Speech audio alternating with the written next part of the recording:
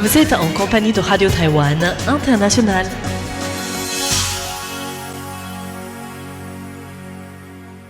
Bonjour à toutes et à tous et bienvenue sur Radio Taïwan International. C'est Sasa qui vous présente le programme de ce jeudi 12 juin 2025. Tout d'abord, Lisa Dufaux vous présentera l'actualité taïwanaise du jour.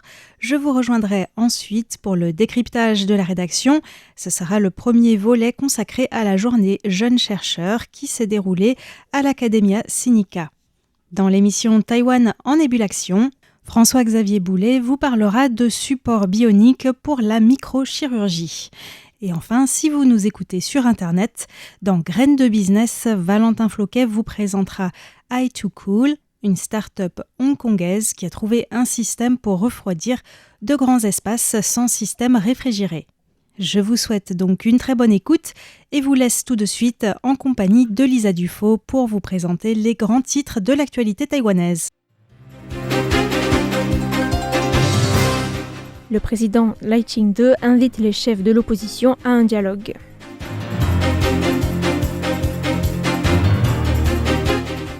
Taïwan participe au salon Vivatech 2025 à Paris.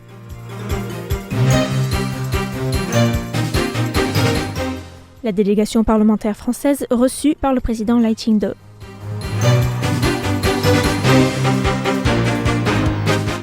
Bonjour à tous et bienvenue sur l'antenne française de Radio Taïwan International. Ici Lisa Dufaux pour vous présenter le journal de l'actualité de ce jeudi 12 juin.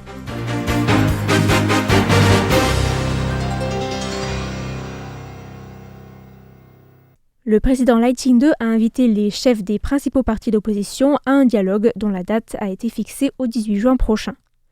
Le Parti du peuple taïwanais a indiqué aujourd'hui avoir reçu une invitation de la part du secrétaire général du bureau présidentiel, Pan Mun-an, pour le secrétaire général Zhou Yuxiu et le président du DPP, Huang Guochang. Le secrétaire général du Kuomintang, Justin Huang, a aussi confirmé avoir reçu un appel similaire de la part de Pan Mun-an.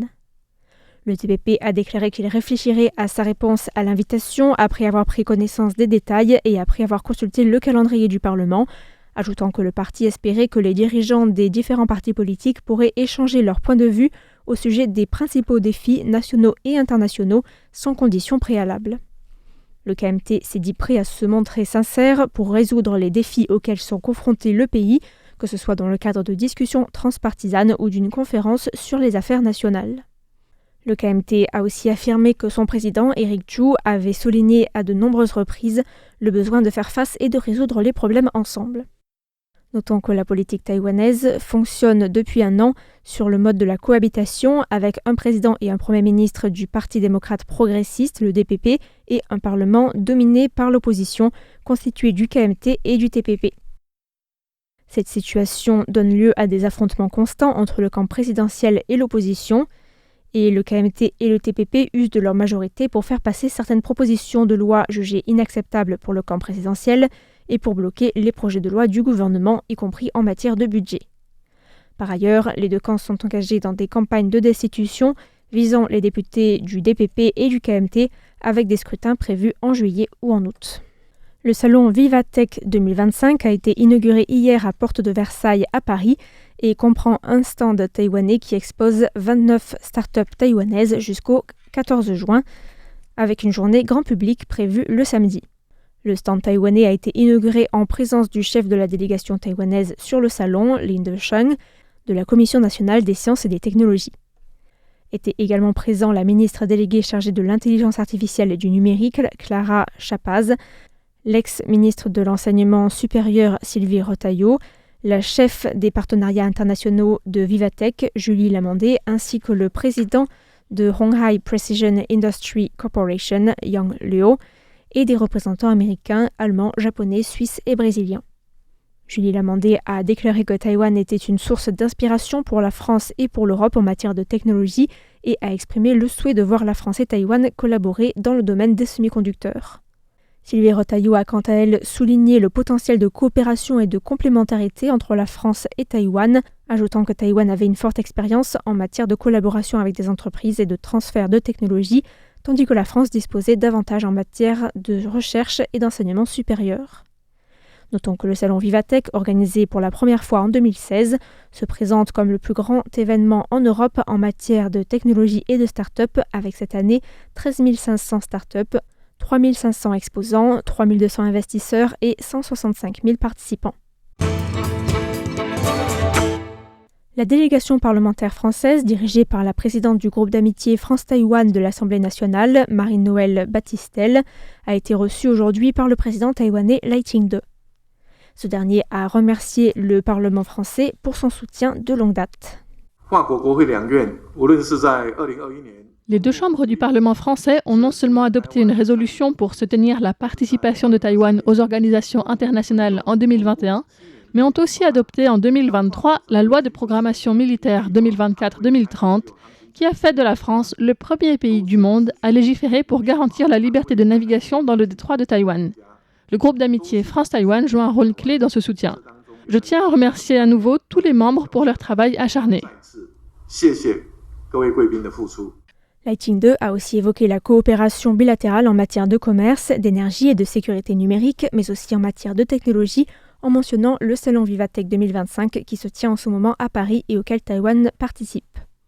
Marie-Noëlle Battistel a déclaré que la visite de sa délégation était une opportunité précieuse pour les échanges entre Taïwan et la France, en particulier en matière d'énergie, de semi-conducteurs, d'engagement des jeunes et des échanges culturels.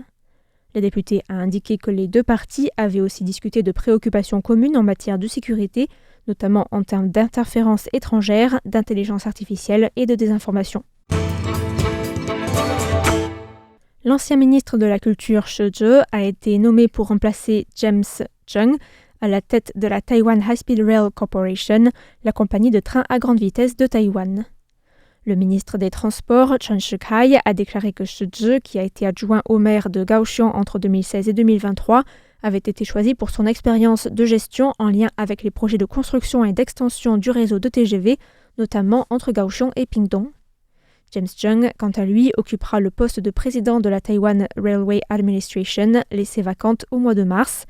Le ministre a affirmé que l'expérience de James Chung dans le domaine du transport de marchandises, du transport aérien et du chemin de fer était nécessaire pour réformer la compagnie du rail taïwanaise qui transporte chaque jour entre 650 000 et 700 000 passagers contre environ 220 000 pour le TGV. TSMC et l'Université de Tokyo ont annoncé aujourd'hui la création d'un laboratoire, le TSMC U-Tokyo Lab, visant à promouvoir la recherche et la formation en matière de semi-conducteurs avancés. Il s'agit, selon un communiqué de presse, de la première collaboration de ce type entre TSMC et une université en dehors de Taïwan, une collaboration qui intervient après que les deux ont commencé à travailler ensemble en 2019, donnant lieu à 21 projets de recherche qui ont donné, selon le communiqué de presse, des résultats de recherche fructueux. Le laboratoire est situé sur le campus de Hongo de l'université et servira, selon TSMC, de centre de recherche sur les matériaux, les composants, les processus, la métrologie, l'emballage ou encore la conception des circuits. Les résultats de ces recherches seront utilisés dans la recherche et le développement et la production de TSMC et communiqués lors de symposiums technologiques qui se tiendront régulièrement à l'université de Tokyo. Le ministère du Numérique a présenté aujourd'hui en Conseil des ministres son rapport sur les résultats de la politique de lutte contre les escroqueries en ligne. De septembre à dernier jusqu'à aujourd'hui, le nombre de téléchargements sur le site internet dédié au signalement d'arnaques en ligne a dépassé les 17 000, tandis que plus de 220 000 déclarations concernant des messages suspects ont été signalées, dont 120 000 qui se sont avérés être des messages frauduleux. Ces derniers, qui étaient hébergés par des plateformes telles que Meta, Google, Line et TikTok, ont par la suite été retirés. Ainsi s'achève le journal de l'actualité de ce jeudi 12 juin qui vous était présenté par Lisa Dufaux. Merci à tous pour votre écoute et à bientôt sur Radio Taïwan International.